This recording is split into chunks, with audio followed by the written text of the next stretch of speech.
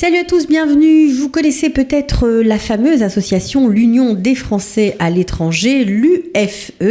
Nous avons une de ses bénévoles ici présente. Elle s'appelle Déborah Pevzer et elle est venue nous parler des conférences mais aussi de la mission de cette association. C'est parti. De la générosité, des talents et du cœur. C'est la sauce du jour sur studioqualita.com.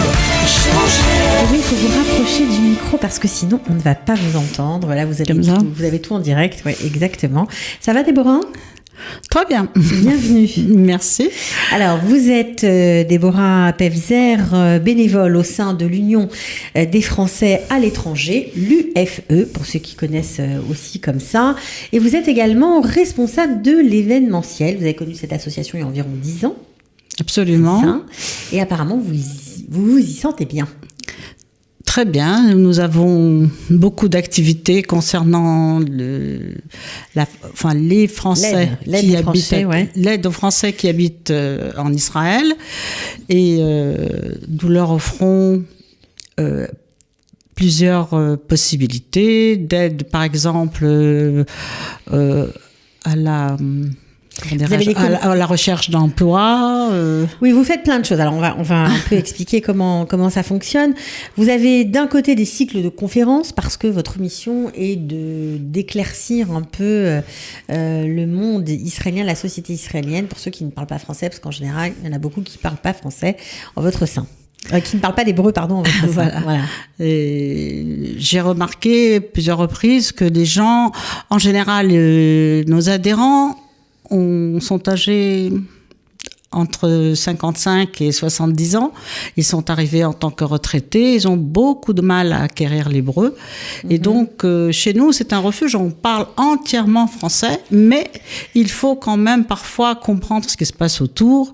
J'ai entendu des gens qui me disaient « Moi, je suis hors sol ». Plusieurs fois, on me dit « Je suis hors sol ». Qu'est-ce que ça veut dire hors sol ? Ça veut dire que j'habite en Israël, mais je comprends pas très bien comment ça fonctionne, parce que je ne parle pas la langue, parce que je ne connais pas les institutions, je ne suis pas allée voter au municipal parce que je ne savais pas à quoi ça servait. Et donc, j'ai décidé d'organiser un cycle de conférences qui expliquerait à nos coreligionnaires francophones, d'abord le sionisme, l'histoire d'Israël, l'histoire des institutions, les grands noms des sionistes, comment a été créé l'État d'Israël, la politique et ce qu'elle comprend, les partis, comment ils ont été constitués, la gauche, la droite et leur évolution. Actuellement, nous sommes dans une période électorale.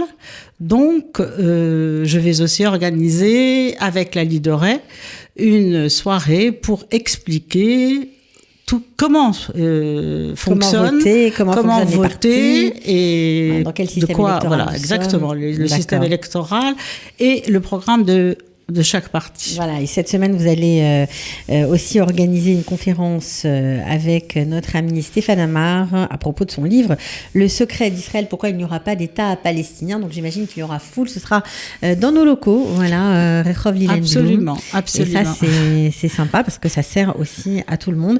Alors, beaucoup de conférences, on l'a dit, sur des thèmes tout à fait variés, mais ce qu'on sait moins, c'est que l'UFE siège aussi au Conseil consulaire. Ça, c'est important. Voilà. Les conseillers consulaires sont élus au sein du consulat français à Tel Aviv.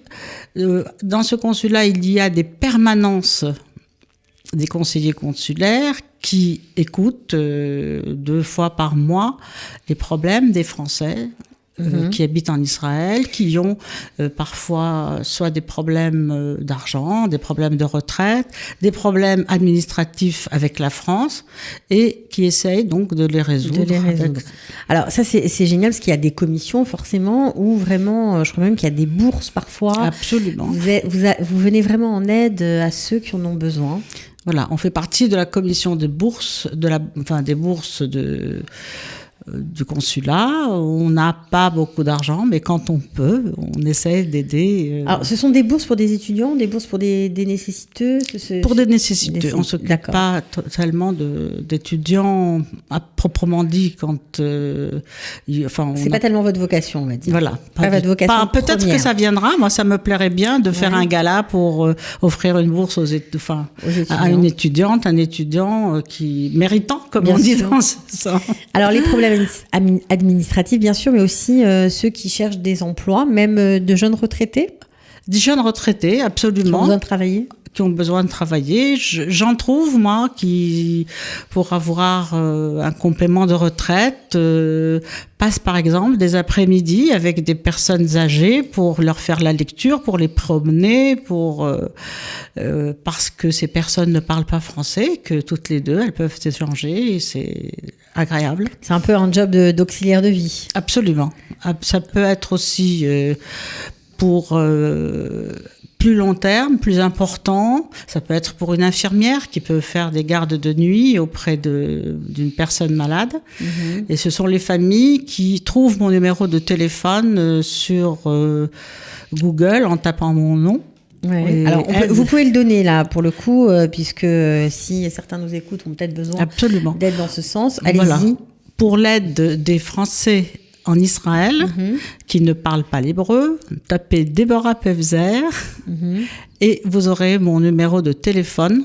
Vous avez si vous connaissez votre numéro par cœur, vous pouvez le donner. Oui, je peux le donner. Oui, allez. Au 052 67 69 746. Voilà, donc comme ça, si vous avez besoin de conseils, elle pourra forcément vous aider. Alors, je sais que l'un des objectifs de l'Union des Français à l'étranger était une maison de retraite francophone. On en est où ?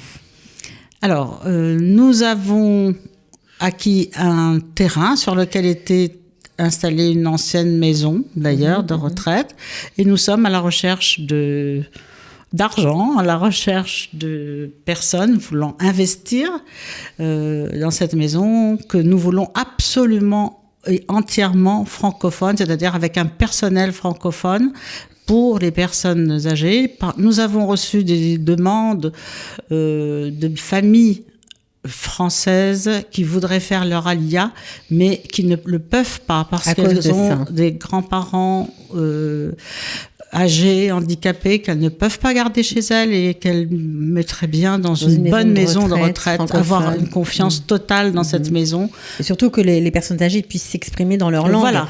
Tout simplement, pas se sentir complètement... C'est très important qu'une personne âgée ou malade parle dans sa langue maternelle, sinon elle est encore plus perdue et plus malade. Voilà. Donc voilà, alors on a profité de votre passage ici à Tel Aviv pour mettre en lumière aussi l'Union des Français de l'étranger, l'UFE, qui existe donc depuis 30 ans. Je crois que vous avez 300 membres, pas mal. Oui, c'est pas mal. Et vous pouvez en avoir plus. Oui, on espère bien en avoir plus.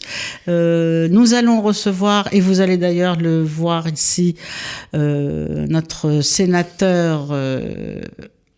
donc le sénateur des Français à l'étranger, et qui a envie de rencontrer la communauté francophone.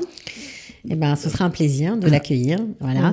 En tout cas, on était contents de vous avoir, de parler un peu avec vous, de voir un peu ce que vous faites, où vous en êtes. Merci beaucoup d'être venu. Voilà, je voudrais aussi... donner le nom de notre président qui est très très très actif, et c'est Robert Feldman, le docteur Robert Feldman, qui est riche en conseils et toujours disponible pour aider qui que ce soit. Bon, ben voilà, je vous remercie d'avoir reçu. Avec plaisir. À très bientôt. À très bientôt.